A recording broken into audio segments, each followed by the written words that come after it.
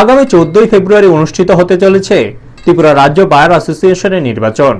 এই নির্বাচনকে সামনে রেখে রাজ্যের বিভিন্ন প্রান্তে প্রচার ও সাংগঠনিক তৎপরতা জোরদার রয়েছে। তারই অঙ্গ হিসেবে আজ সাবরুম বার অ্যাসোসিয়েশনের পক্ষ থেকে এক গুরুত্বপূর্ণ বৈঠক অনুষ্ঠিত হয়। উক্ত বৈঠকে উপস্থিত ছিলেন ত্রিপুরা রাজ্য বার অ্যাসোসিয়েশনের চেয়ারম্যান রতন দত্ত। বৈঠক শেষে তিনি আমাদের প্রতিনিধির মুখোমুখি হয়ে জানান তিনি পুনরায় ত্রিপুরা রাজ্য বার অ্যাসোসিয়েশনের চেয়ারম্যান পদে প্রার্থী হয়েছেন। নিজের অনুভূতি প্রকাশ করে তিনি বলেন, আমি সাবরুমের ছেলে, এই মাটির সঙ্গে আমার শিকড় জড়িয়ে।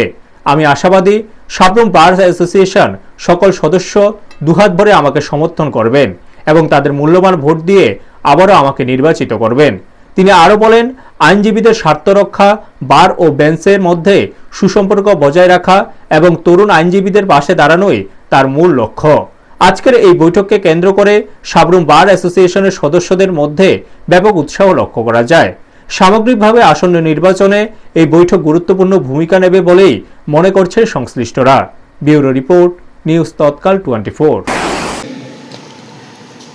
আজকে আমরা এখানে সবাই একত্রিত হয়েছি, আমরা সব সাবরুম বার অ্যাসোসিয়েশনের অ্যাডভোকেটস। আমি Ratan Dutta, chairman bar council of Tripura.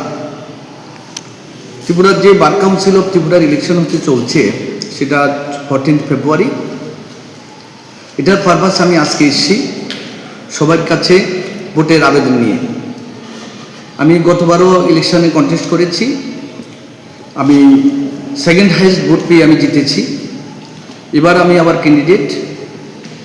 আমি হোপফুল এবং আশাবাদী যে আমাদের বার কাউন্সিল অফ ত্রিপুরা যে কাজ করেছে, কাজের নিরিখে এবং আমাদের যে অ্যাক্টিভিটিস এবং দলমত নির্বিশেষে আমাকে সাবরুম বারের সবাই সাপোর্ট করবে। কেন? আমি ম্যান অফ দি সয়েল, আমি সাবরুমের ছেলে।